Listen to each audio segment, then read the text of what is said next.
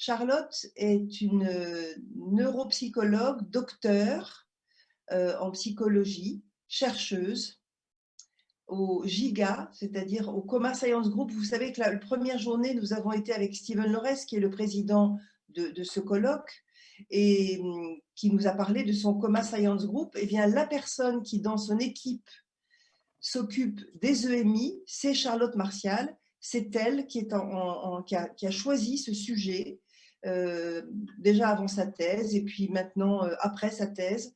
Et donc, elle est notre spécialiste des EMI. Et d'ailleurs, j'en profite pour vous dire que dans le fonds Médecine et Conscience, la première personne que nous allons financer, et je dis bien personne et pas sujet de recherche, parce que je pense qu'aujourd'hui, c'est important de comprendre que derrière les recherches et les thématiques, ce sont des personnes qui sont engagées. Eh bien, la première personne qu'on va soutenir, c'est Charlotte Martial. Donc Charlotte, je suis très heureuse de t'accueillir sur ce plateau ce soir. Et nous allons t'écouter. Donc c'est une soirée très, très, pas ardue, mais en tout cas intense, comme les autres d'ailleurs. Mais Charlotte, à toi la parole. Bonsoir à tous. Merci, merci beaucoup pour cette invitation. Je suis honorée d'être parmi vous ce soir et d'être là parmi plein d'intervenants tout aussi intéressants les uns les autres que les autres. Donc moi ce soir j'avais prévu de vous montrer quelques slides. Alors je suis fort visuelle, donc moi j'aime bien quand il y a des slides. Donc je vais vous partager ici mon écran.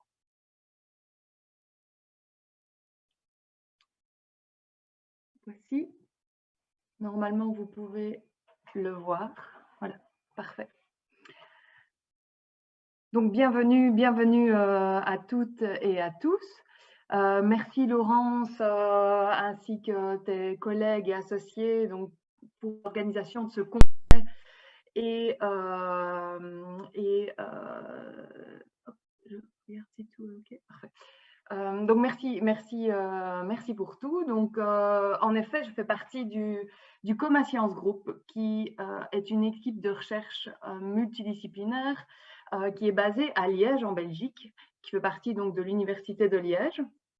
Alors ce soir, je suis honorée d'être là parmi vous pour vous parler de ma thématique de recherche préférée, donc c'est-à-dire les expériences de mort imminente. Donc dans l'équipe du professeur Lereis au Coma Science Group, je dirige les expériences de mort imminente et je vais m'intéresser ce soir particulièrement à la recherche empirique. Donc, durant quelques minutes, je vais ici vous donner une vue d'ensemble de la recherche empirique récente, et donc je vais vous parler des publications scientifiques qui s'intéressent vraiment au phénomène des expériences de mort imminente. Et pour la plupart, ils essayent donc de comprendre ce phénomène qui est si intriguant pour les scientifiques. Alors, avant de rentrer dans le vif du sujet, je voulais simplement préciser qu'ici, j'allais présenter donc les recherches scientifiques, donc c'est-à-dire que pour la plupart, ce sont des recherches empiriques qui donc ont une méthode rigoureuse. Donc à la base, il y a une hypothèse qui est émise par le groupe de recherche. Il y a une méthodologie rigoureuse qui va être mise en place pour potentiellement confirmer ou infirmer cette hypothèse.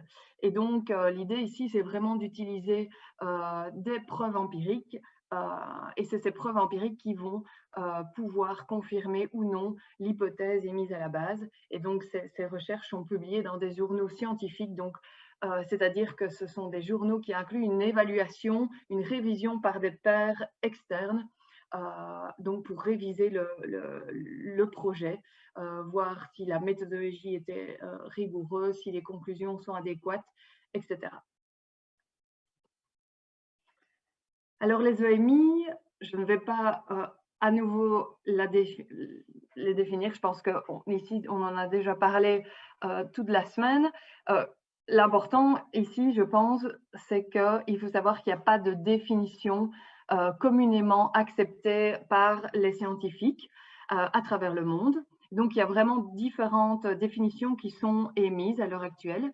Alors, moi, j'aime beaucoup celle suggérée par le professeur Bruce Greyson, qui est réellement, je pense, le grand pionnier des recherches scientifiques sur les EMI.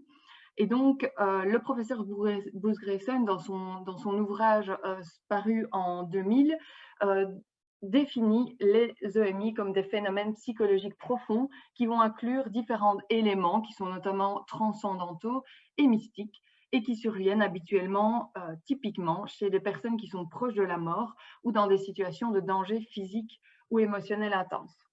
Alors, on sait que les EMI sont définis en fait par les différentes dimensions que la personne va vivre. Donc, c'est-à-dire, par exemple, sortir de son corps, avoir l'impression d'être entouré ou de communiquer avec une lumière brillante qui est parfois accessible suite à un passage dans un tunnel, etc.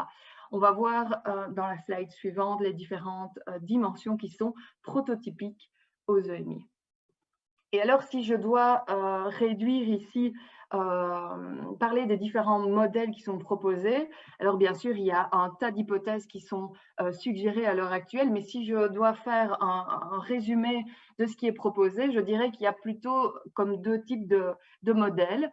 Alors, il y a notamment les théories que moi j'appelle ici, que nous appelons les théories spirituelles, qui ont donc une approche plutôt dualistique de la relation esprit-cerveau.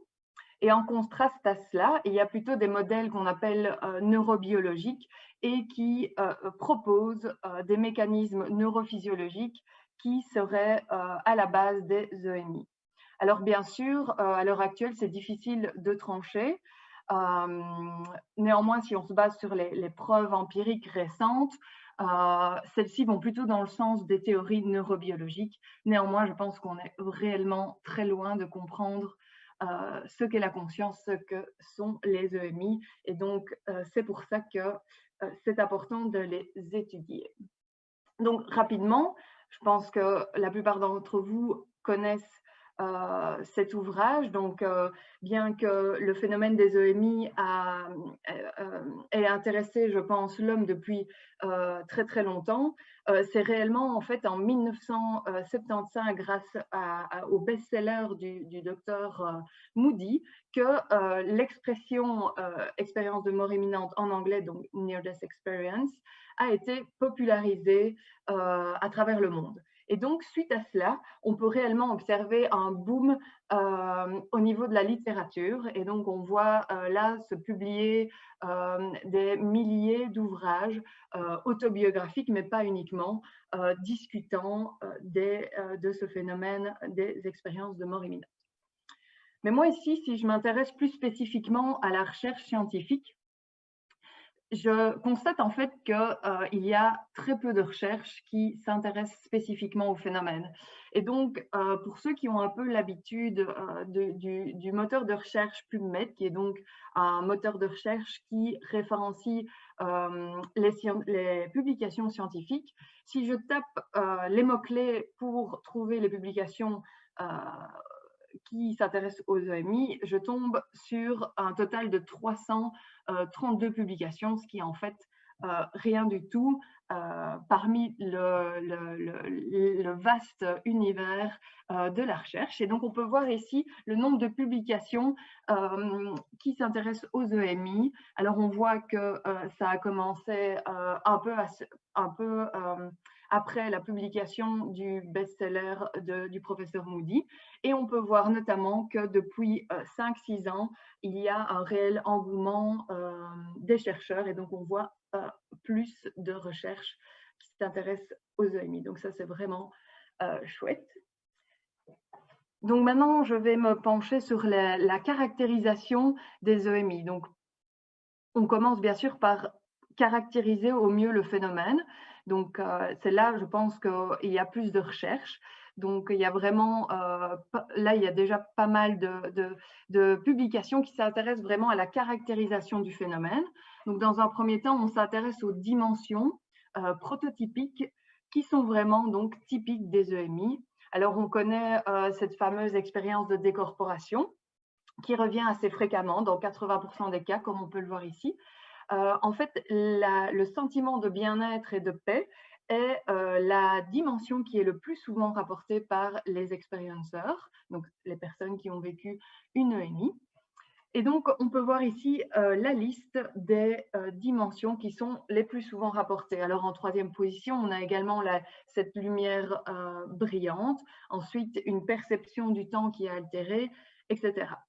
Donc ici, on s'intéresse aux EMI qui sont dites classiques, donc c'est-à-dire qui sont rapportées suite à une situation de danger de mort.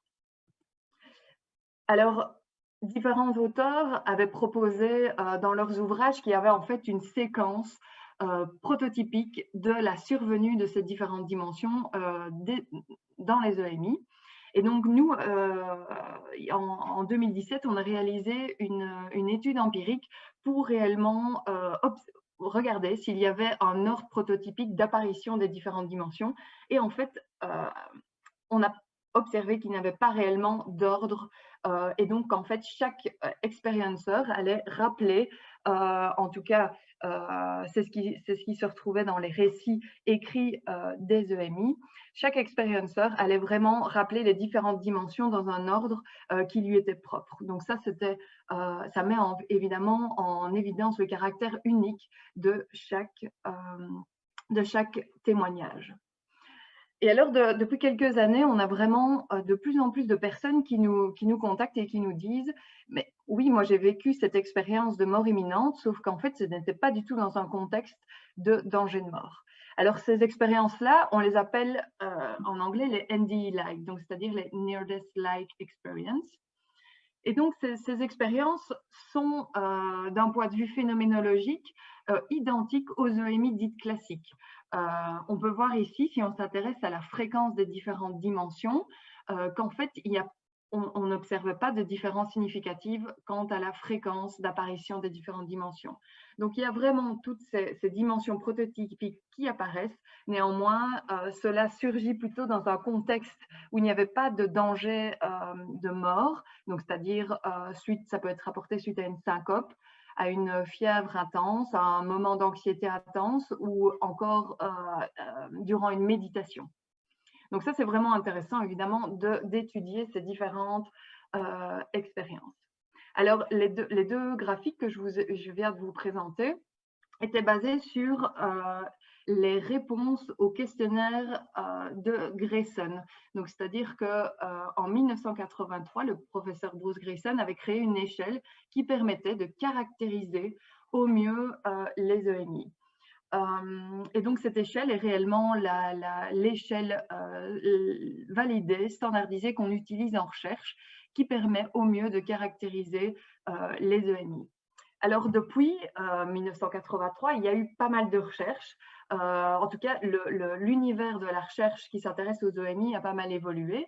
Et donc, récemment, avec l'équipe, et notamment le docteur Helena Cassel, nous avons créé une nouvelle échelle qu'on appelle l'échelle de contenu des EMI pour caractériser au mieux ces expériences. Alors ici, c'est tout frais parce que ce papier a été accepté hier et donc ce sera publié bientôt.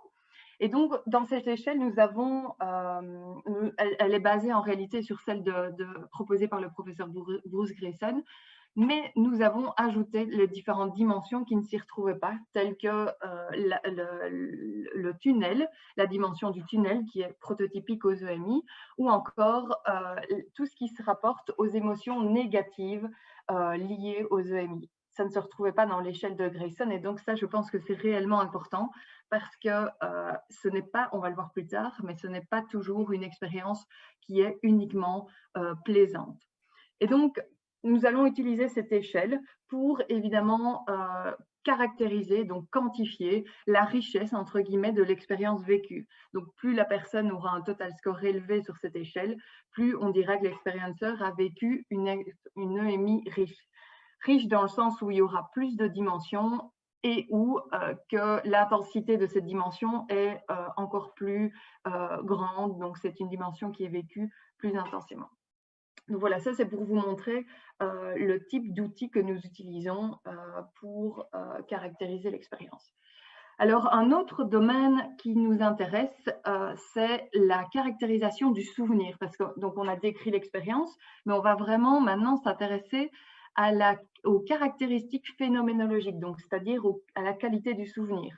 Et donc, ce qui est assez intriguant, c'est qu'on observe que dans la plupart des cas, les EMI sont réellement des souvenirs qui sont très vivaces et accompagné d'énormément de détails, même si ça s'est passé il y a parfois 40 ou 50 ans. Et donc, ici, on peut voir un graphique d'une recherche publiée en 2013 qui montre que la quantité de détails ici sensoriels, aussi également liés à la clarté des détails, donc par exemple, s'ils se rappellent réellement de ce qu'ils ont vu, entendu, etc. Tout ce qui est lié aux émotions, etc., on peut observer qu'en comparaison avec d'autres types de souvenirs, tels qu'un coma, mais sans EMI, on peut observer qu'il y a des caractéristiques phénoménologiques qui sont fort associées, bien plus présentes dans le cas des souvenirs EMI. Donc ça, c'est assez intriguant pour la recherche et notamment tous ceux qui s'intéressent aux souvenirs, à la mémoire. Alors donc ici, jusqu'à présent, on a parlé plutôt des EMI dites positives, pardon. Et donc, je pense que c'est réellement important de savoir qu'il existe également des EMI dites négatives. Néanmoins, elles sont moins souvent rapportées. Bien sûr, ça peut être biaisé par différentes choses. Notamment, on sait que ici, j'ai dans notre base de données qui contient environ 1700 témoignages d'EMI, on a quelques-uns qui ont vécu une EMI négative et la plupart nous disent que c'est réellement difficile pour eux d'en parler et donc ils ont dû donc réellement faire preuve de courage pour partager leur expérience. Et donc, dû à ça, ça peut évidemment biaiser le fait que nous, chercheurs, on observe qu'en fait, il y a moins d'EMI négatives. Donc ça, il faudra plus de recherche pour mieux comprendre ce phénomène-là. Et donc, en gros, ce que je voulais vous présenter aujourd'hui, c'est qu'il y a 3 types d'EMI négatives. Il y a les premières qui sont dites inversées. Donc là, il s'agit d'expériences prototypiques comme les positives, sauf qu'en fait, elles sont associées à des émotions très négatives.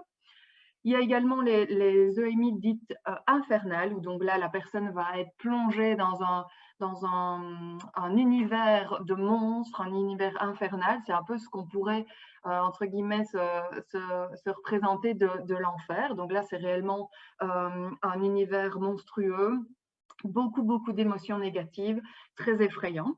Et puis ensuite, il y a les EMI dites de vide, où la personne va se retrouver dans un vide infini et donc se sentir tellement seule que c'est associé à des émotions très négatives. Donc là, il faut savoir qu'il y a deux publications scientifiques dans le monde qui s'intéressent aux EMI négatives et donc là, il reste encore beaucoup à faire. Alors, ces publications montrent notamment que ce souvenir est tout aussi riche et associé à des fortes émotions que les EMI classiques positives. Et ce qui est assez intriguant, c'est d'observer qu'il y a une plus large proportion des tentatives de suicide à l'origine des EMI négatives en comparaison avec les EMI positives. Et donc ça amène évidemment plein de questions quant à l'affluence du contexte et à l'état mental de l'individu quand il va vivre cette expérience. Alors récemment, nous avons fait un petit résumé, des mécanismes neurophysiologiques potentiels, sous-jacents aux EMI. Alors bien sûr, en tant que chercheur, on est limité quant à l'investigation des EMI, car moi et mes collègues, nous ne sommes évidemment pas là quand la personne va vivre une EMI. Néanmoins, il est possible d'utiliser d'autres techniques, notamment de les reproduire en laboratoire, etc., pour observer potentiellement s'il existe des mécanismes neurophysiologiques sous-jacents à ces expériences. Alors, si je dois résumer ces mécanismes, je dirais que donc la personne se retrouve dans une situation critique où il va réellement avoir un stress physiologique et notamment grâce à des études prospectives, on observe qu'il y a notamment une diminution transitoire de l'oxygène ainsi qu'une augmentation du volume de dioxyde de carbone dans le sang. Alors cela va notamment pouvoir mener à une libération de neurotransmetteurs endogènes qui vont donc avoir une influence et notamment sur le cerveau, où là on observe que certaines régions du cerveau, au niveau notamment temporo-pariétal, donc vraiment la partie ici qu'on voit en rouge, donc sur le côté, ou qui semble impliquée dans le fait de vivre une expérience subjective telle qu'une EMI. Parce qu'on sait notamment que si on stimule une certaine région du cerveau, qui est ici la jonction temporopariétale qu'on peut voir ici en rouge sur l'image, on sait reproduire une expérience subjective de sortie du corps. Donc l'expérience de décorporation est, je pense, une des dimensions les plus intrigantes des EMI. Et ça, c'est assez impressionnant d'observer que si on va stimuler une certaine partie du cerveau, la personne peut ressentir cette sensation de quitter son corps. Donc là, on observe une corrélation entre l'expérience subjective de quitter son corps et un corrélat neuronal. Alors, on sait également que l'hypercapnie, donc c'est-à-dire qu'il y a une augmentation du volume de dioxyde de carbone dans le sang, va également mener à ces fameuses sorties du corps et notamment à vivre d'autres dimensions prototypiques aux EMI telles qu'une lumière brillante et des intuitions mystiques. Donc là, il y a quelques recherches qui s'intéressent aux bases neurophysiologiques. Néanmoins, il y a encore beaucoup à faire et ça reste relativement limité. C'est difficile évidemment de tirer des conclusions de quelques recherches. Il faut que ce soit reproduit, etc. Et donc, en plus des NDE Light dont je vous ai parlé au début de l'exposé, on a de plus en plus de personnes qui nous contactent également en disant qu'elles ont vécu ces expériences phénoménologiques-là, mais grâce à des drogues psychédéliques. Et donc, nous, on a voulu, avec mes collègues, le professeur Bruce Grayson et également mes collègues de Buenos Aires, comparer les témoignages écrits des EMI avec les témoignages écrits des expériences subjectives provoquées par des drogues. Alors ici, on avait un échantillon de plus de 600 expériences de mort imminente en comparaison avec 15 000 expériences sous drogue. Et donc là, on avait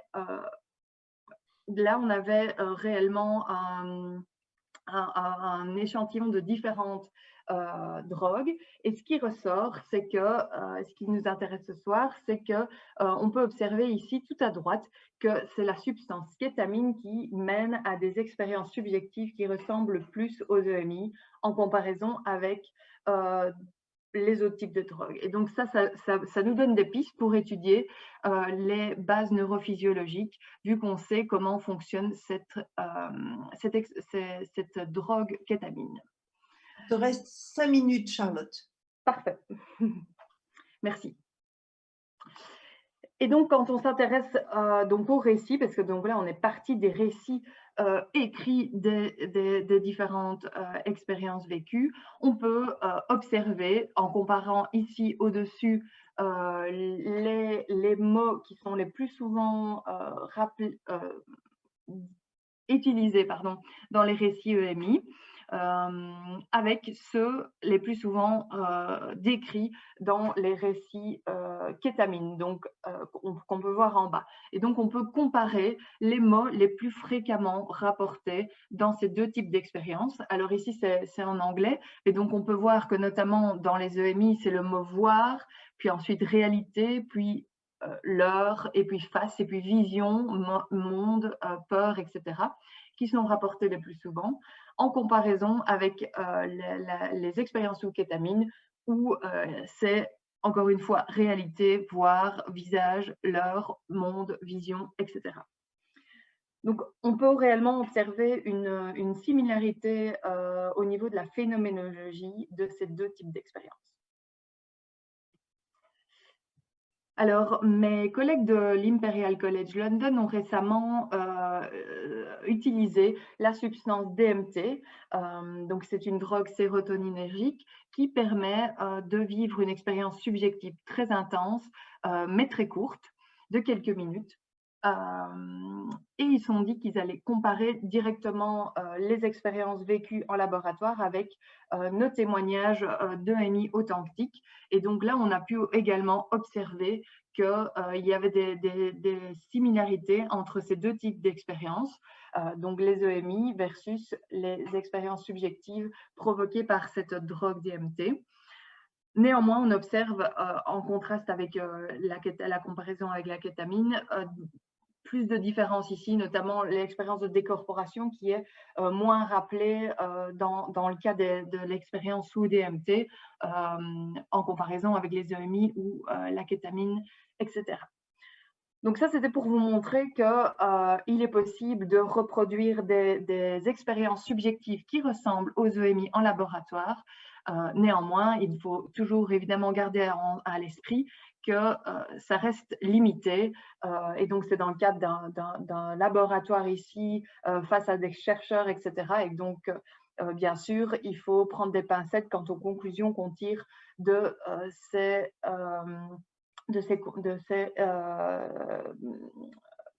recherches-là. Pardon. Donc voilà, je voulais refaire maintenant un petit topo de ce qu'on vient de voir ensemble. Donc, on a vu qu'il y avait différentes dimensions qui étaient récurrentes dans les témoignages EMI. Donc, grâce aux centaines de témoignages écrits. Excuse-moi, Charlotte, je vais t'interrompre parce que à la fois les gens peuvent lire ce que tu vas nous dire, et moi j'aimerais que pendant ce temps-là, tu nous dises plutôt qu'est-ce que tu as envie de faire comme recherche pour qu'on puisse, que notre public et bien d'autres aient envie de te soutenir. Ça va. Mais donc oui, comme on l'a vu, la recherche sur les EMI est en train de progresser, notamment depuis 5-6 ans. Néanmoins, il reste encore énormément à faire. Donc, je pense qu'on est encore très loin de comprendre ce phénomène qui est si fascinant. Et donc, je vais devoir choisir parce que j'ai beaucoup d'idées, mais je pense à 2 idées. Je pense qu'il serait primordial, je pense, à l'heure actuelle, ce serait de lancer plus d'études prospectives, parce que la plupart des études que je vous ai présentées ici, notamment, et donc qui se retrouvent dans la littérature, il s'agit de recherche rétrospective. Donc, c'est-à-dire que l'expérienceur va rappeler son expérience, mais elle a peut-être vécu il y a 1 an, 5 ans, 10 ans, 40 ans. Donc ça, c'est ce qu'on appelle une étude rétrospective. Alors bien sûr, elle est entre guillemets limitée, et donc je pense que ce serait intéressant d'avoir des études prospectives, où donc c'est-à-dire qu'on est là, chercheur au chevet du patient qui se réveille aux soins intensifs par exemple, et on peut interroger la personne directement. Et donc évidemment, il y a tout un biais de mémoire et de temps qui passe qui peut être évité. Et donc ça, je pense que c'est réellement ce qui manque dans la littérature, notamment aussi d'être potentiellement présent quand dans les services de réanimation, parce qu'on sait que, on en a déjà parlé cette semaine, qu'il y a beaucoup de témoignages de personnes qui vont rapporter des choses vécues dans l'environnement durant une EMI. Néanmoins, ça n'a pas encore été testé de façon empirique et rigoureuse à l'heure actuelle. Et donc, moi, j'aimerais pouvoir… Tu nous fais un appel à candidature de centre de réanimation, c'est ça? Parce que nous avons des médecins qui nous écoutent ce soir. Exactement. Oui, donc évidemment, si des centres sont intéressés, ça, ce serait évidemment super de aussi lancer une étude multicentrique, donc c'est-à-dire impliquer plusieurs centres, donc pas uniquement l'Université de Liège, mais d'autres centres intéressés. Et donc, on peut facilement imaginer que ce genre d'études demande des moyens importants, et qu'il y a une mise en place qui doit être une mise en place de l'étude qui demande beaucoup d'énergie et beaucoup de temps. Donc ça, je pense que ça, ce serait réellement important. Et puis, si j'ai encore 1 minute… Tu as encore 20 secondes. Ça va.